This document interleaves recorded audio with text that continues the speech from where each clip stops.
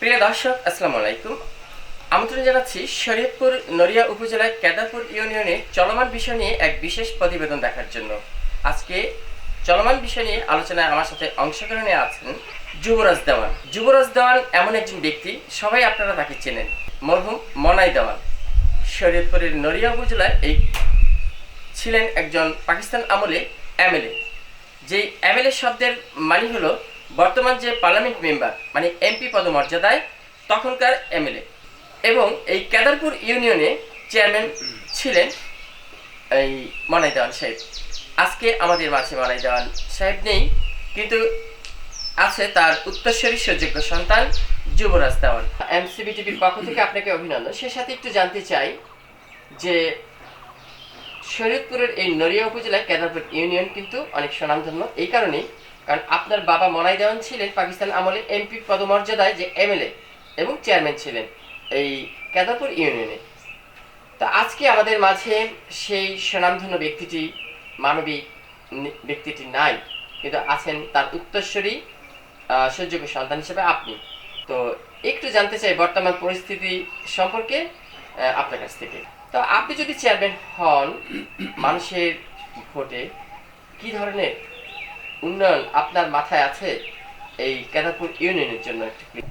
ধন্যবাদ মাতৃছায়া টিভিকে। এবং আমি আমার কথার শুরুতে আমি স্মরণ করছি স্বয়ং আল্লাহ তাআলা রব্বুল আলামিনকে এবং আমার মরহুম পিতা মরহুম মনাই দেওয়ান সাহেবকে।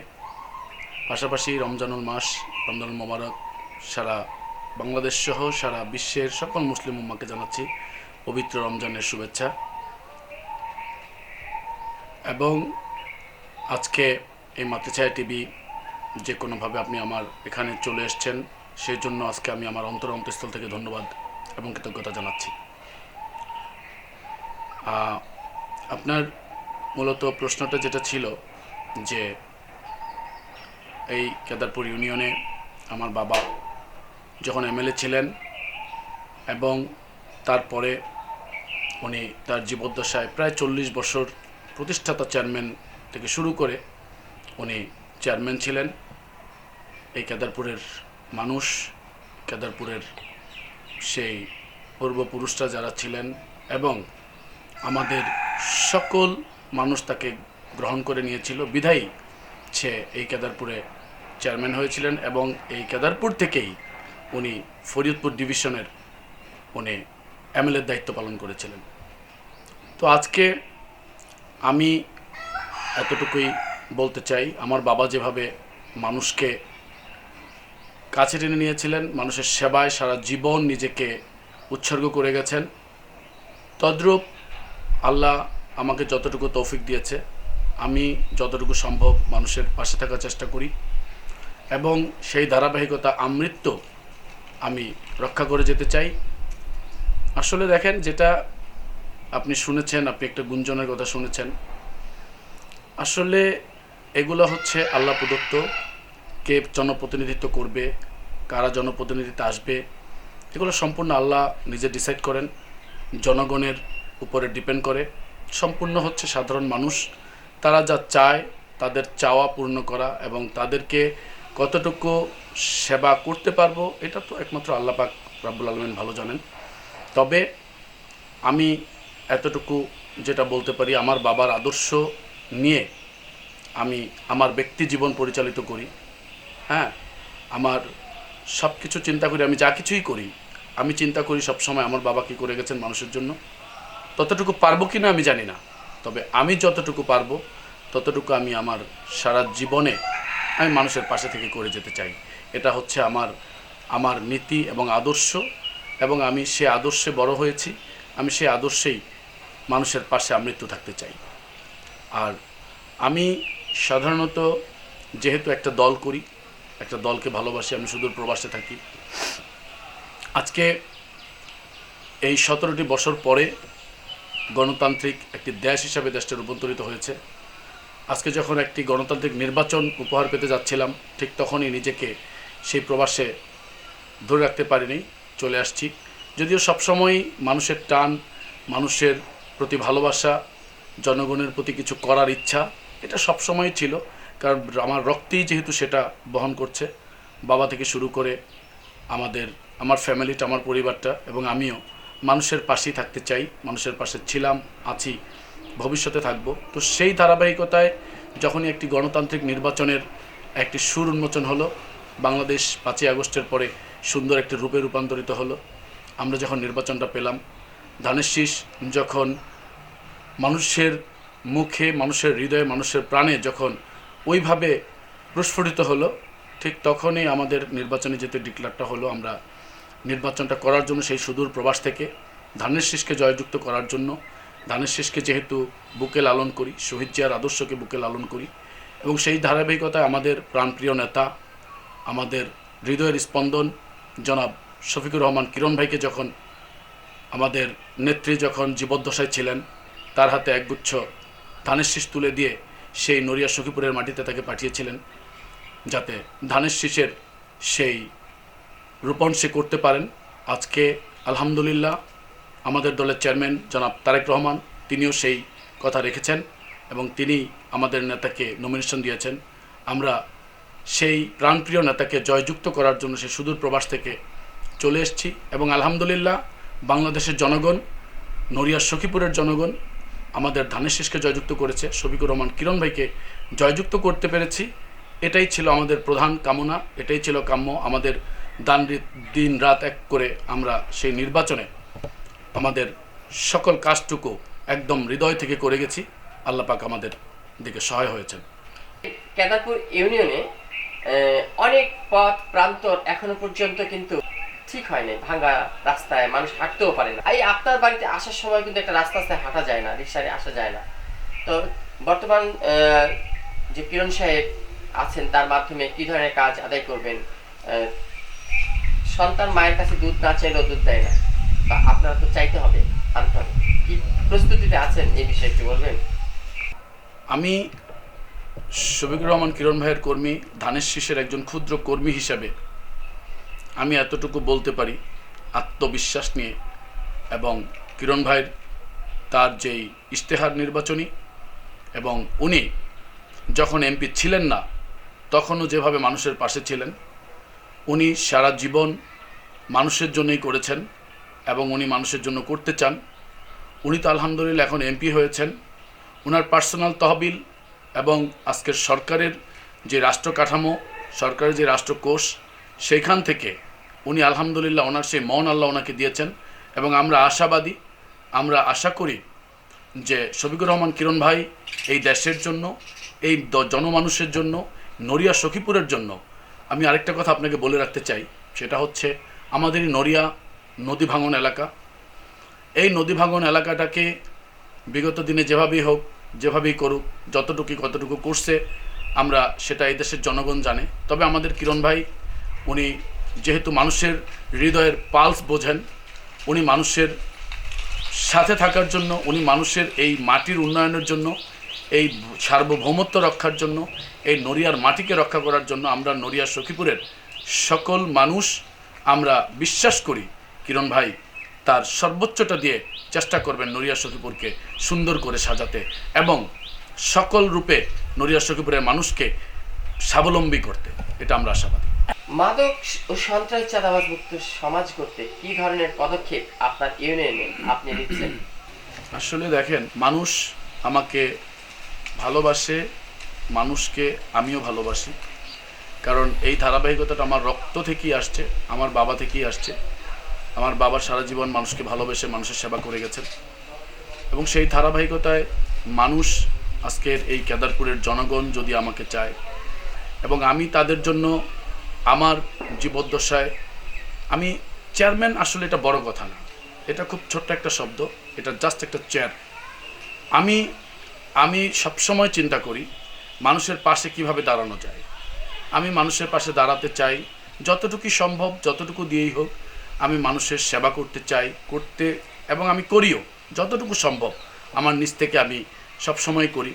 আমাদের যখন নদীটা ভেঙে যায়, আমি এখন আমার নিজের বাড়িটাও ভেঙে গিয়েছিল, তারপরে আলহামদুলিল্লাহ আমার বাবা আরেকটা বাড়ি ছিল, সেখানে আমাদের জন্য সে যথেষ্ট জায়গা সম্পদ সে রেখে গিয়েছেন আমি যখন সেখান থেকে চলে আসতে হয়েছে আমার এই বাড়িতে, আমি আজকে এখন যেই বাড়িতে বসে আপনার সাথে কথা বলছি, আমার সেই বাড়ির আশেপাশে যতটুকু জায়গা ছিল আমি আমার নদী ভাঙন মানুষদেরকে জায়গা দিয়েছি, তাদেরকে আমি এখানে রেখেছি, তাদেরকে বিদ্যুৎ থেকে শুরু করে পানির টিউবওয়েল পর্যন্ত আমি আমার নিজ থেকে যতটুকু সম্ভব আমি চেষ্টা করে দিয়েছি। কারণ এই মানুষগুলো দিশেহারা, এই মানুষগুলো নদীতে যখন ভেঙে যায় তখন মানুষের কিচ্ছু থাকে না, ঘর পুড়ে গেলে তার ভিটিটা থাকে, কিন্তু নদীতে যখন ভেঙে যায় তার কিছুই থাকে না, টোটালি পানির অতল গহ্বরে চলে যায়। তো সেই মানুষগুলোর দিকে তাকিয়ে আমি যতটুকু সম্ভব আমার যতটুকু ছিল ততটুকুর মধ্যে আমি এই মানুষগুলোকে দিয়েছি। আমি আমার আমৃত্য চেষ্টা করব যে মানুষের জন্য কিছু করার জন্য, জনগণের জন্য করার জন্য, জনগণকে কতটুকু দিতে পারবো এটাই হচ্ছে আমার ইচ্ছা। আমি কি পেয়েছি, আমি কি পেলাম, এটা আমার কখনোই মুখ্য ছিল না। কারণ আমার বাবা, তার রক্তে এটা ছিল না, আমার বাবার সেই ধারাবাহিকতাটা আমি ধরে রাখতে চাই। আল্লাহ যদি আমাকে সহায় রাখেন, আল্লাহ যদি আমাকে ভালো রাখেন, তৌফিক দেন, এবং সাধারণ মানুষের ভালোবাসা যদি আমি পাই, ইনশাল্লাহ আমি আমৃত্যু আমার এই চেষ্টা অব্যাহত রাখবো ইনশাল্লাহ। নদী ভাঙ্গন থেকে এলাকাবাসীকে বাঁচাতে কী ধরনের পদক্ষেপ নেওয়া উচিত আপনি মনে করেন? এখন সেই দিকে যদি আমি একটু বলি, সেটা হচ্ছে আমাদের এই নদী কবলিত এলাকা, পদ্মার পাড়েই আমাদের বসবাস। পদ্মা যেহেতু এক এক সময় একটা রূপ নেয়, বলা যায় না কখন কিভাবে রূপ নেবে। তো আমাদের বিগত দিনে যেই বেড়িবাঁধ হয়েছে, যদিও সেটা খুব সংকীর্ণ অবস্থায় এই বেড়িবাঁধটা হয়েছে, এই বেড়িবাঁধটা যেভাবে হওয়ার কথা ছিল সেভাবে হয় নাই। এই বেড়িবাঁধ আমাদের এখনও আমরা থাকার মতো উপযোগী বেড়িবাঁধ এখনও মনে করি না, যেহেতু পদ্মা এটা খুব খুব তেজি একটা নদী, সে যে কোনো সময় যে কোনো রূপ ধারণ করে। তো সেই ক্ষেত্রে আমাদের এই বেড়িবাঁধটা আরও ভালো করে, আরও উন্নত করে যদি আমাদের নেতা শফিকুর রহমান কিরণ ভাই আমাদের সেটা করবে, আমরা আশাবাদী, এবং এই বেড়িবাঁধকে আরও বড় করবে। এই বেড়িবাঁধের পাশেই আরও কিছু ওনার অবকাঠামো নির্বাচন ইশতেহারি আছে। তো আমরা আশা করি আমাদের এই বেড়িবাঁধ যদি আরও ভালো করে দেওয়া হয়, এই বেড়িবাঁধ যদি আরও স্থায়ী বেড়িবাঁধ করে দেওয়া হয়, ইনশাল্লাহ আমাদের এই নড়িয়ার সকল মানুষ, নড়িয়া এবং এই কেদারপুর ইউনিয়নটা হচ্ছে একেবারেই নদীর অববাহিকায়, এই পদ্মার অববাহিকায়। তাই আমরা আশাবাদী, এবং আমরা জনগণকে সাথে নিয়ে আমাদের নেতার কাছে আমরা যেটা বলেছি যে এই বেড়িবাঁধ আরেকটু ভালো করে, আরও ভালো করে যাতে স্থায়ী বেড়িবাঁধ হয়, এই আশা আমি আমার নেতার কাছে রাখবো। এবং আমিও জনগণের কাছে এতটুকু প্রতিশ্রুতি দিতে পারি যে আমাদের নেতা শফিকুর রহমান কিরণ ভাই এই কাজগুলো ইনশাল্লাহ উনি করবেন। মাদক ও সন্ত্রাস চাঁদাবাজ মুক্ত সমাজ করতে কি ধরনের পদক্ষেপ আপনার ইউনিয়নে আপনি নিচ্ছেন? ধন্যবাদ আপনাকে, আপনি একেবারে সময় উপযোগী সুন্দর একটি প্রশ্ন করেছেন। আসলে দেখেন, মাদক এমন একটি জিনিস আমাদের যুব সমাজকে রন্ধ্রে রন্ধ্রে খেয়ে ফেলছে। আমরা যারা সঠিকভাবে রাজনীতি করি, আমরা সামাজিকভাবে মানুষের সাথে মিশি, আমরা দেখতে পাই যে এই সমাজটাকে মাদক কতটুকু একেবারে নিঃশেষ করে দিচ্ছে, ঘুণের গুড়ির মতো খেয়ে ফেলছে এই মাদক, আমাদের যুব সমাজটাকে ধ্বংস করে ফেলছে। তবে আমাদের নেতা শফিকুর রহমান কিরণ ভাই ইতিমধ্যে আপনি জেনে থাকবেন যে উনি এমপি হওয়ার পরেই ঘোষণা দিয়েছেন উনি নড়িয়ার সখীপুরে মাদক নির্মূল করবেন, মাদকের প্রতি টোটালি জিরো টলারেন্স। মাদক যে সেবন করবে, মাদক যে বিক্রি করবে, তাদেরকে ধরিয়ে দিতে পারলেও উনি একটা পুরস্কার উনি ঘোষণা করেছেন, তাদেরকে পুরস্কার দেওয়া হবে। এবং আমরা সাধারণ মানুষ, আমরা যারা রাজনীতি করি, শহীদ জিয়ার আদর্শের রাজনীতি করি, আমাদের শহীদ জিয়ার আদর্শের রাজনীতির সাথে এই মাদক সেবনকারী যারা আছে তাদের সাথে টোটালি সাংঘর্ষিক। আমরা মাদক নির্মূল করার জন্য যে কোনো কিছু, আমরা যে কোনো ধরনের আমাদের প্রশাসনকে নিয়ে আমরা সে অভিযান চালাতে প্রস্তুত। মাদককে নির্মূল করতে হবে যে কোনো ওয়েতে, মাদকের সাথে কোনো ছাড় নাই।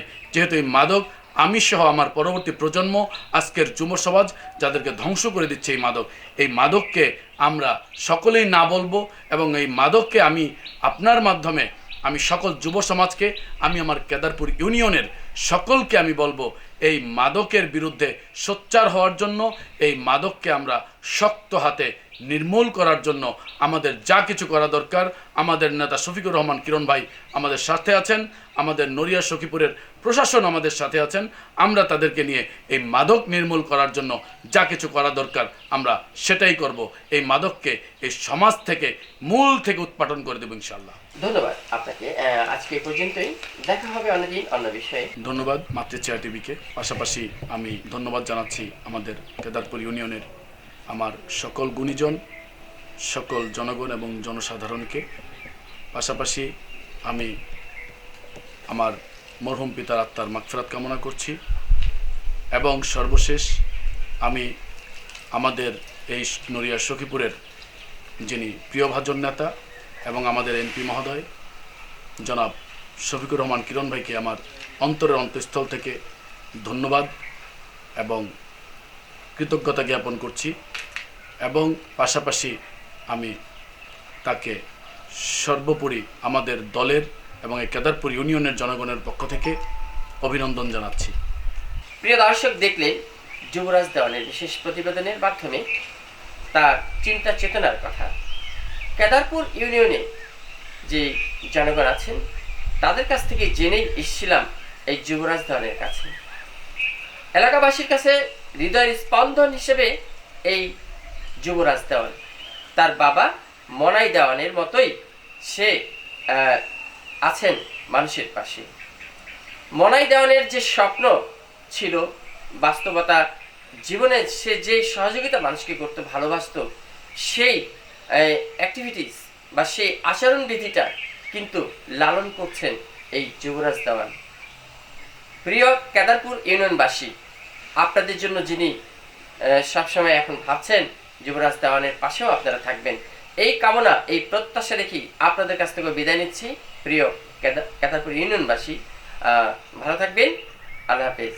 আমি ছিলাম আপনাদের সাথে Shah Alam Samrat, reporter NCB TV, Kedarpur union, Naria upazila, Shariatpur.